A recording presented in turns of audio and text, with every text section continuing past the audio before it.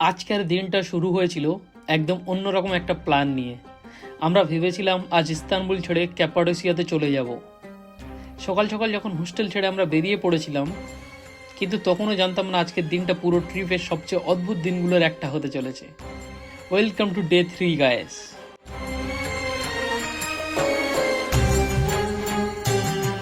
Istanbul ছাড়ার আগে আরেকবার চলে এলাম গ্র্যান্ড বাজারে। আমরা এখন এসেছি একটা তুর্কির বাজারে, তুর্কির মার্কেটে। মার্কেটটা কেমন দেখুন বন্ধুরা, মার্কেটটা কেমন সুন্দর লাগছে না? এটা একটা লোকাল মার্কেট। এই স্টেশনের নাম হলো গ্র্যান্ড বাজার আর বেয়াজিদ। দেখুন কেমন সুন্দর জায়গা এখানে। এখান থেকে আসছি আমরা গ্র্যান্ড বাজার, এদিক থেকে আসছি, এদিক থেকে এসে এখন এইদিকে আসছে। দেখুন শত শত বছরের পুরানো এই মার্কেটটা সকালে একদম অন্যরকম লাগে। দোকানগুলো ধীরে ধীরে খুলছে, চারিদিকে তুর্কির ভাইব, আর আমাদের মাথায় এখন একটাই চিন্তা, আজ ক্যাপাডোসিয়া পৌঁছাতেই হবে। কি স্কার্ফ টাইপের কিছু একটা আছে। আর এদিকে দেখুন সোনা ভাই বাজারটা, আরে বাবরে বিশাল কালারিং লাগছে, দেখবেন। গ্র্যান্ড বাজার থেকে আমরা চলে এলাম ইস্তানবুলের সবচেয়ে আইকনিক জায়গাগুলোর একটায়, হায়া সোফিয়াতে। যদি ইতিহাসের কথা বলি তাহলে হায়া সোফিয়া পৃথিবীর অন্যতম একটা ফেমাস বিল্ডিং।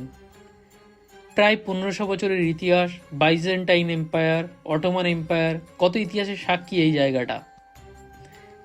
দূর থেকে দেখলেও বোঝা যায় কেন এত মানুষ পৃথিবীর বিভিন্ন দেশ থেকে এখানে আসে।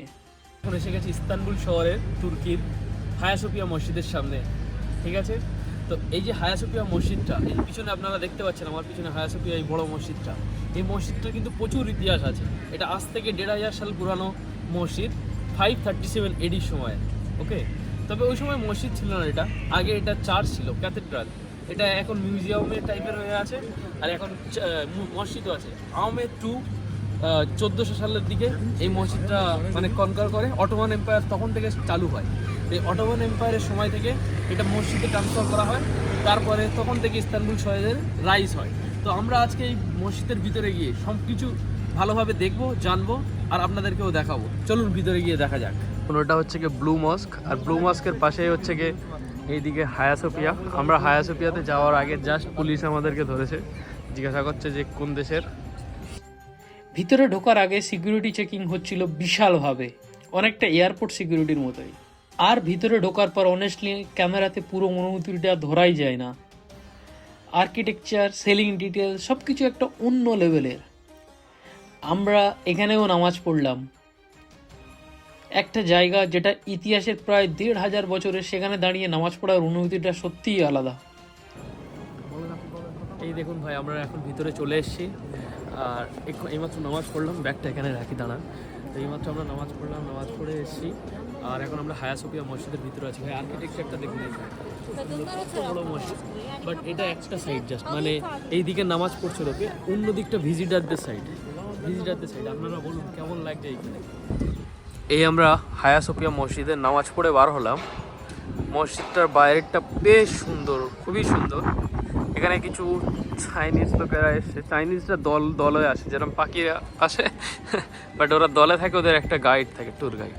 সে যাই হোক, মসজিদটাকে দেখুন কত সুন্দর লাগছে না? এটা একটা জাস্ট সাইড ভিউ, বিশাল বড়। হায়া সোফিয়া ঘোরা শেষ, এবার আমাদের আসল মিশন হলো ক্যাপাডোসিয়া যাওয়ার ব্যবস্থা করা। কিন্তু এখান থেকেই শুরু হলো আমাদের মেন প্রবলেম। আমরা বাস টার্মিনালে গিয়ে দেখি ক্যাপাডোসিয়াতে যাওয়ার টিকিট আমাদের এক্সপেকটেশনের অনেক বাইরে। আমরা ভাবছিলাম সহজেই রওনা হয়ে যাব, কিন্তু সেখানে গিয়ে দেখি ক্যাপাডোসিয়া যাওয়ার জন্যই বাসের প্রাইস হচ্ছে গিয়ে বিভিন্ন জায়গাতে 1400 থেকে 1500 লিরা, 1600 লিরা। কিন্তু ক্যাপাডোসিয়া যাওয়ার জন্য যে টিকিট প্রাইসগুলো আমরা এয়ারপোর্টে এয়ারলাইনে দেখছিলাম, বিভিন্ন এয়ারলাইন্সে, সেগুলো 700-800 লিরা ছিল, কিন্তু ওই দিনের জন্য ছিল না। তাই আমাদের প্ল্যান চেঞ্জ করতে হলো।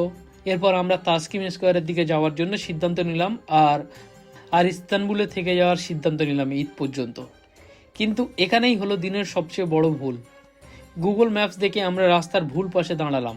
যদিও প্রথমে ঠিক সঠিক রাস্তার ঠিক দিকে দাঁড়িয়েছিলাম, কিন্তু গুগল ম্যাপসে বারবার ভুল দেখাচ্ছিল বলে আমরা উল্টো দিকে দাঁড়ালাম, আর সেই ভুলটাই আমাদেরকে নিয়ে গেল ইস্তানবুলের এক অন্য রকম দিকে। আমরা E59 বাসে উঠে পড়লাম উলাবতী থেকে। আর উলাবতীর পরে নেক্সট স্টপ যেটা ছিল, আমরা বুঝতে পারিনি ওই বাসের নেক্সট স্টপ ছিল 40 কিলোমিটার দূরে। তো যখন আমরা বাসটাতে উঠতে যাচ্ছিলাম তখন আমাদের দুই বন্ধু আমরা উঠতে পেরেছিলাম, আরেকজন উঠতে পারেনি, কেননা ওই বাসের টিকিটটা ডবল ছিল। আর ইভেনচুয়ালি আমাদের কাছে ওই তিনজনের টিকিটের দাম দেওয়ার মতো ছিল না, তাই আরেকজন যখন আমাদের বাসে পাঞ্চ করে সে ওটাকে উঠতে পারেনি। তো ভুল করে আমরা দুই বন্ধু উঠে পড়ি, আর একটা বন্ধু আমাদের ওই গুলাবতীতে ছেড়ে যায়। আর আমাদের বাসটা যখন এক্সপ্লেন লেনে চলছিল তো আমরা দেখি যে বাসের নেক্সট স্টপ যখন দেখাচ্ছিল তো আমি গুগল করে দেখি ওটা 40 কিলোমিটার দূরে। তো আমি বাস ড্রাইভারকে বলার পরও তিনি আর মাঝপথে আমাদেরকে থামাতে পারলেন না। কিছুক্ষণ পরে আমরা বুঝলাম আমরা ইস্তানবুল থেকে, সেন্টার থেকে অনেক দূরে চলে এসেছি। শেষ পর্যন্ত আমরা গিয়ে পৌঁছালাম ইস্পার্তাকুলে, যেখানে যাওয়ার আমাদের কোনো প্ল্যানই ছিল না। একদম অ্যাক্সিডেন্টাল একটা ডেস্টিনেশনে আমরা গিয়ে পৌঁছালাম। আর যেহেতু তখন ইফতারের সময় হয়ে আসছিল, তাই রাস্তার পাশে ফল বিক্রি করা একজনের কাছ থেকে কিছু ফল কিনে সেখানেই ইফতার করলাম। আমরা ভুল করে একটা বাস ধরে চলে এসেছি। বাসটা আমাদেরকে ভাই নিয়ে চলে এসছে তুর্কির ইস্তানবুল শহর থেকে অনেক দূরে। বাসটার একটা স্টপেজেই 50 কিলোমিটার দূরে। এইখানে দেখুন কেমন লাগছে, এইখানে শহর ইস্তানবুলের থেকে পুরোপুরি আলাদা লাগছে ভাই। এখানে পুরো আলাদা অন্যরকম জায়গা লাগছে। এই কাকার কাছ থেকে আমরা নিলাম এইমাত্র 105 লিরা দিয়ে কিছু সামান, মানে কোলা, আপেল, এগুলোই।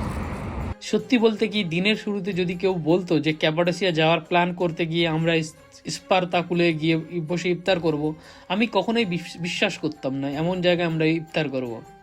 ট্রাভেলের মজাটাই হয়তো এটাই, সব কিছু প্ল্যান অনুযায়ী হয় না, আর অনেক সময় ভুল রাস্তাগুলোই সবচেয়ে ইন্টারেস্টিং গল্প তৈরি করে।